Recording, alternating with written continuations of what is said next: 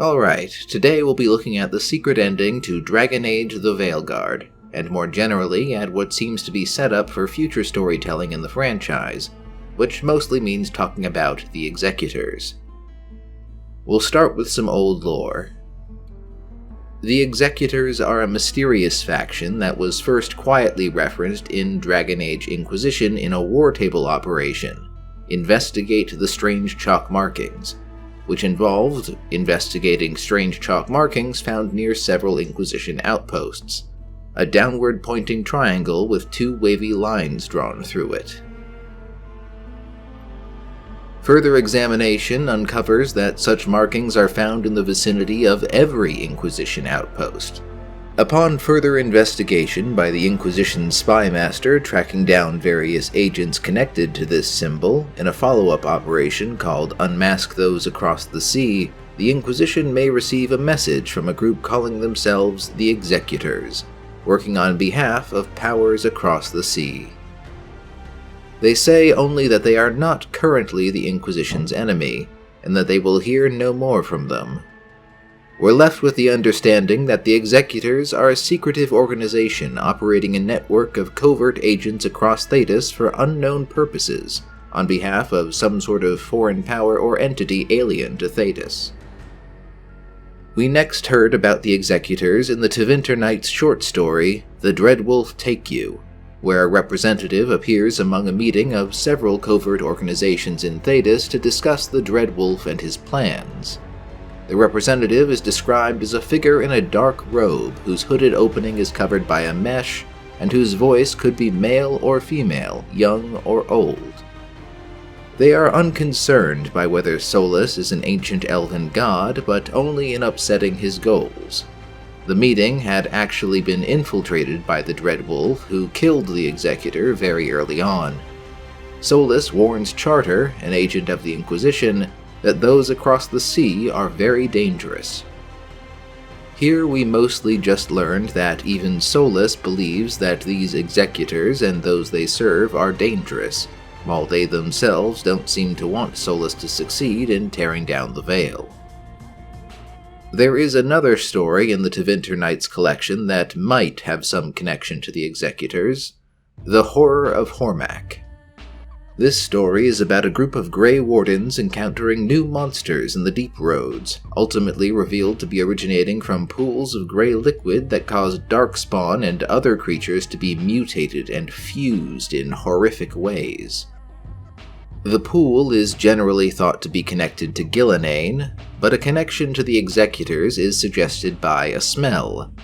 The pool is associated with the smell of brine, that is to say, seawater. In The Dreadwolf Take You, the Executor representative is also associated with the smell of the sea. Those pools might just be an abandoned plotline that didn't make it into the final version of Veilguard, but the connection of the brine smell indicates one of two things to my mind. The first possibility is that the Executors are trying to use these pools to make monsters under their control. The second, and not prohibitive of the first possibility, is that the Executors themselves were created or modified by such pools. That's pretty much everything we learned about the Executors going into Veilguard, so let's talk about interactions with them in Veilguard. The Executors are seemingly the focus of the secret ending of the game, which is unlocked by acquiring 3 glowing discs, which require solving some puzzles and some optional boss fights. Upon acquiring each of these, the player will hear a voice.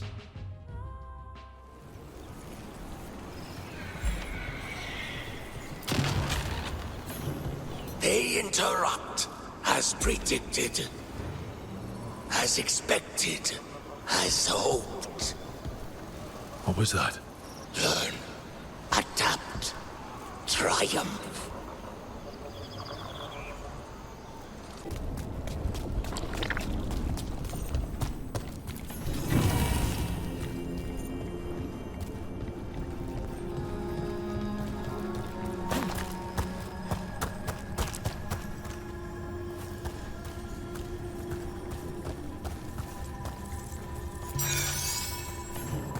Fascinating. unforeseen. Who are you? Must not reveal, must not alarm. Soon, though, very soon.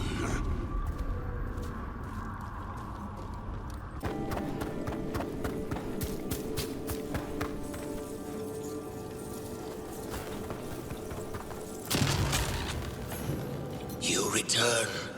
We are content. Why are you here? What do you want? Not now, not yet. We will show you soon. This just gets weirder every time. It's hard to say exactly what these interactions indicate, but it seems like the Executors are surprised but not displeased by Rook's interruption. That interruption could be to the Dreadwolf's plans, or the Evanuris, or even the Executors themselves. It's impossible to say at this point, but they seem to want Rook to keep pushing and getting stronger, even promising their plans will be revealed sooner rather than later. The post-credits scene suggests that the Executors have an interest in seeing all the elven gods neutralized, so they may be genuinely urging Rook's success while hinting that this will allow their own plans to spring into motion. Before we look at the post-credit scene itself, each of these circles have an accompanying Codex entry for us to look at. All concern the first of the Dalish clan Ersele, who in the initial entry has found a piece of a similar circle. This apprentice keeper, named Ceres, does not believe this artifact is a relic of Elvenon, the ancient elven civilization, not even from the evil gods, the Forgotten Ones. There is something deeply wrong she can sense about it, beyond being simply evil. What is fairly clear is that it is indeed ancient. In the second Codex entry, Ceres has managed to find a complete circle. Ceres and her companion, Terin, the clan's second, followed what they thought sounded like the cry of a Hala into a fissure in the earth. This led them to find the circle in a dark chamber in the Deep Roads of all places. The magical light they conjured sputtered out as soon as they entered the chamber. The air itself felt greasy and thick, like they had to push through it. They found the Hala cowering by the strange circle, which remained cold to the touch even when placed next to fire. It was marred by markings of a black triangle and white lines. Then we come to the Codex entry unlocked by the final circle. It seems Ceres and Terin continued their investigations, uncovering a scout report from Clan Sabre describing a collapsed tunnel in the Deep Roads that seemed to go under the sea as it smelled of brine. Upon going to this place, the two Dalish encounter what seems to be the Executors, gray-robed figures wearing face-obscuring helmets and masks. It moved to attack them fast, with something odd happening to its hands. They started to shift and change somehow. Terin managed to wound or at least surprise it with an arrow, which allowed the elves to escape, but even as they ran, they could sense it growing larger somehow behind them. Ceres decides it is far too dangerous to investigate these circles any further. A few notes to take away from these Codex entries about the Executors. First, the qualities of the circle itself. It is cold to the touch no matter what, exuding a sense of wrongness, and seems to disrupt or negate magic in its presence. Second, the Executors again are associated with the sea or the smell of the sea. But more importantly, there is something very odd about their bodies. They are fast and can transform in odd, disturbing ways. This might point more strongly to a connection between the Executors and those transforming gray pools from the Horror of Hormak. Without any further ado, let's take a look at the secret ending that plays after the credits if you find the 3 circles. The storm quelled. The sun dimmed. The wolf defanged. At last, we have balanced.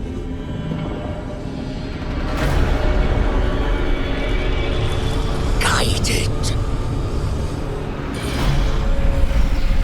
Whispered.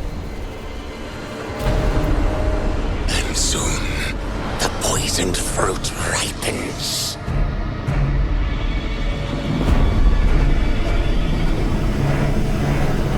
We come.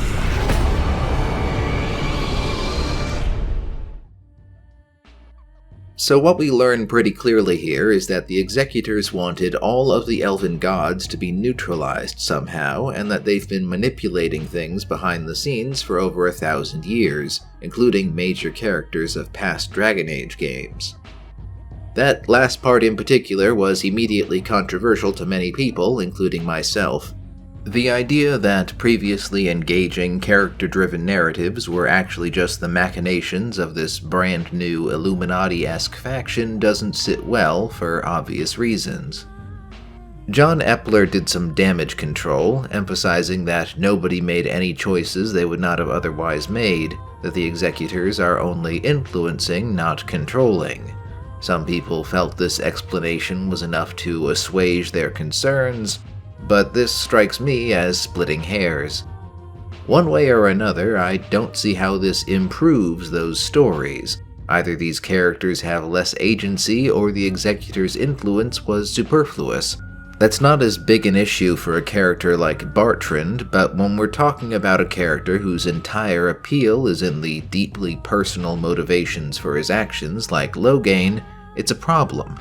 And I still don't know enough about the Executors to be invested in them or interested in them as a threat.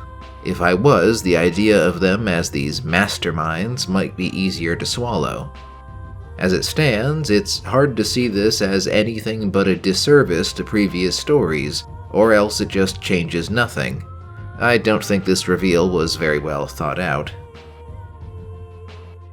It isn't irredeemable, but I'll need to learn a lot more about what the Executors and their goals are before I find this Illuminati act satisfying.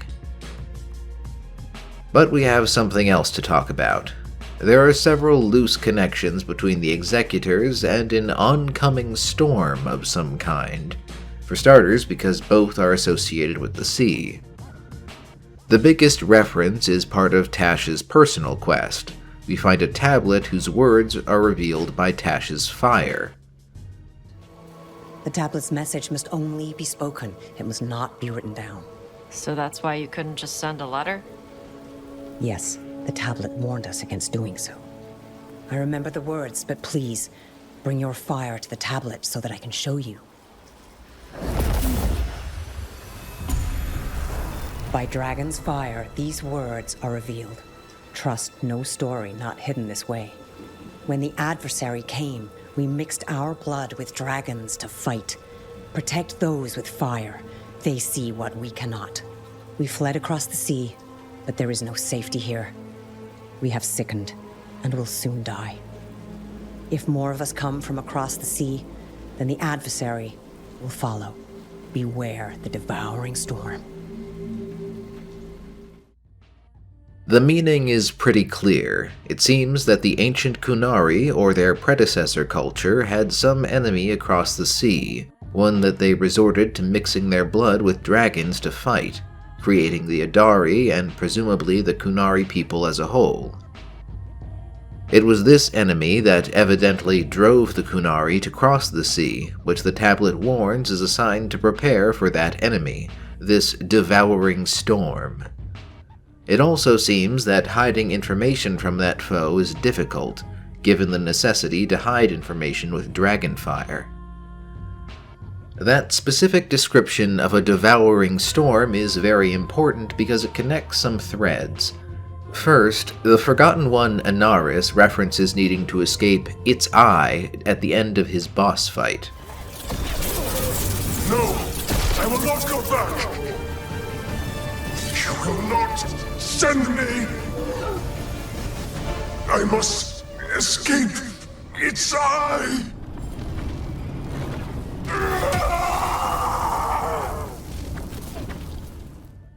By itself, this doesn't seem to mean much, but over the course of Ballara's quest involving Inaris, we can find a series of Codex entries seemingly written by Inaris. They describe some of his compatriots or agents acquiring a mysterious substance. It had the consistency of blood, but glowed yellow with an inner light. It was also cold, despite any heat brought to it, with ice crystals forming on the side of the vial it was kept in despite sitting in the warmth of the afternoon sun. None of the spells Inaris cast to ascertain the substance's nature had any effect, as if the magic was consumed the moment it touched it. Even most magical wards would sputter out and fail when the substance was brought close. This should be ringing some bells with how those circles were described earlier. Ballara also notes very specific use of the word devour in this and the other notes, suggesting a connection to the devouring storm warned about in the ancient Kunari tablet. Inaris' statement about escaping its eye might also be a reference to storm imagery in this case, as in the Eye of the Storm.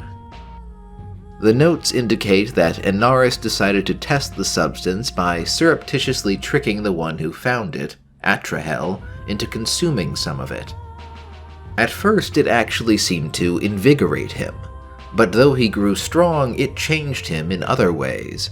Inaris says he became different, sharper, quieter, but when he spoke it was as if there was another presence speaking with him. Eventually, Atrahel found the rest of the substance and consumed it. Inaris confronted him, but Atrahel began to transform. His body rippled and grew, shining with a power greater and unlike any the Forgotten One had ever seen. Those around him were reduced to dust, and Inaris barely managed to protect himself. Inaris fled before the Evanuris could come to investigate.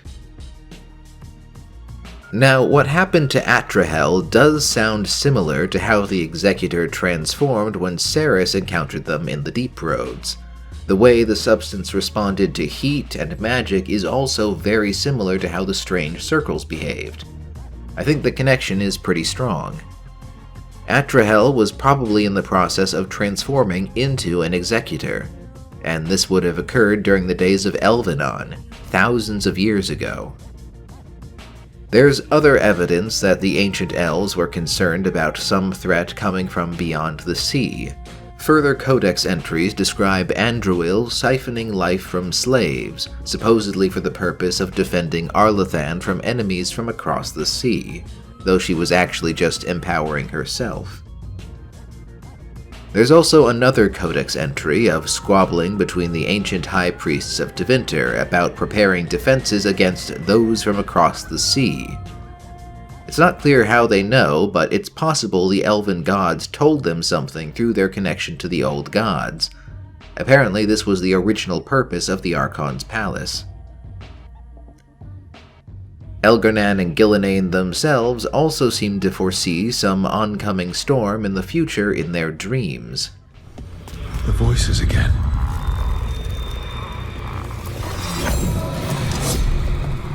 What of your dreams? A discordant refrain, and shadows, nothing more. In our prison there was more. I dreamed the songs of the living abyss. And now, masked eyes across the sea.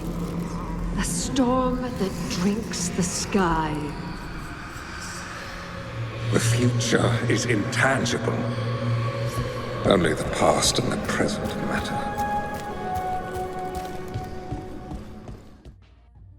Masked eyes across the sea and a storm that drinks the sky. Now, in past Dragon Age games, the sky has been used as a metaphoric reference to the Fade, the source of most magic. So a storm that drinks the sky could suggest something that consumes magic. To me, this explains why Inaris was so scared and so concerned about getting a physical body in his quest. As a spirit, he is made of the stuff of the Fade, something that this storm will consume, but in a body he might escape it. Gillenane also mentioned dreaming the songs of the living abyss, though I'm not sure how or if that's connected. The abyss has been an obscure reference in some lore, but nothing clear or necessarily consistent. It could just be a reference to the Blight. Lastly, just to tie the Storm and the Executors together even further, there's a note we can find in Minrathous, a draft for a local newspaper. Remember how this all started with chalk markings? It describes a series of chalk symbols found by a strange lantern of unknown make on the shore, though apparently designed for the prow of a ship, along with a message: "The storm approaches." So, what does all this amount to? Well, it seems the Executors, or the powers they serve, are more than just another species or people. They serve or have access to some power that consumes magic and transforms those who take it into themselves, causing them to be influenced by something. Whatever it is, they've been a threat since the days of the ancient elves and have the wherewithal to operate a sophisticated intelligence network over such a time to presumably prepare the way for their entrance to Thedas, but they weren't willing to commit to that invasion until the Evanurus and the Dread Wolf were completely neutralized. One oddity that confused me to that secret ending: it says the sun dimmed and the wolf defanged, which correlates to Elgar'nan and Fen-Harel just fine, but for Gillenane the words used are, "the storm quelled." That what is apparently an Executor narrating this uses storm to refer to her might suggest some type of connection between her and the powers across the sea, though she doesn't seem to recognize anything in her dreams about them. Given her proclivity for transforming things and making monsters, it's possible there's some dealing between them that we don't understand. I'll also note that in the Codex entry about the Circle, Ceres found it by following a Hala, one of Gillenane's creations, which was cowering before it. For my 2 cents, I think there's some sort of entity that is the source of this power, but ultimately I hope the Executors are the vanguard of some sort of new empire or civilization that has leveraged this source of power. Bluntly, I really have had enough of god monsters in this franchise for a while. I elaborated a bit on that in my other video. We still have a few things left to briefly discuss. For one, what is across the sea? We got a reminder of this in a Codex entry. The gist is that Thedas has virtually no contact with lands across the sea, and there have been no successful expeditions for several centuries. There used to be one-way trade with ships crossing the Volca Sea in the west with the town of Laish in the Anderfels, but that hasn't happened for some time. The lands beyond the Bohric Ocean in the north are unknown beyond seemingly being where the Kunari originated. There are records of traveling across the Amaranthine Ocean, but they are muddled and contradictory. Some report a verdant paradise, others describe entirely abandoned cities and settlements composed of crystals or obsidian. Ultimately, what lies across the seas remains unknown. Some unrelated matters, Emmerich recounted some oddities perceived in the Fade, things that are imperceptible and not spirits. The idea of stranger things than spirits in the Deep Fade is interesting, but I don't see anything connecting this to the Executors at this time. Similarly, the Grey Wardens indicate there is a new voice in the Blight influencing the Darkspawn. We don't learn much more than that, and, like the oddities in the Fade, I don't think this is necessarily connected to the Executors at this time. I'm not particularly looking forward to the Darkspawn becoming fodder minions for yet another big bad, so hopefully not. Lastly, I want to take a look at a Codex entry from the Inquisition DLC, The Descent, Chronicles of a Forgotten War. I'm not at all convinced this refers to the Executors unless they just changed drastically to how they're described in Veilguard, but it's worth thinking about. The Codex describes a brief conflict that took place in the depths of the Deep Roads between the dwarves of Cadhalash Taig and assailants they called the Scaled Ones around 2,000 years ago. They described them as humanoid, man-sized lizard creatures armed with weapons and capable of acts of impressive speed and strength, including grabbing dwarven heads in their jaws and breaking their necks with a wrenching twist. When the dwarves approached the areas occupied by the Scaled Ones, their torches spontaneously extinguished, and they were left in the dark. They witnessed the Scaled Ones perform some sort of religious ritual with blood sacrifices and fire, but when they launched an attack, they found that the Scaled Ones had completely vanished. There are only vague similarities to how the Executors are described, but it was enough that I thought it was worth mentioning. This could be some early foray by their forces to scout a connection to Thedas through the Deep Roads, perhaps before being changed by the Grey Pools.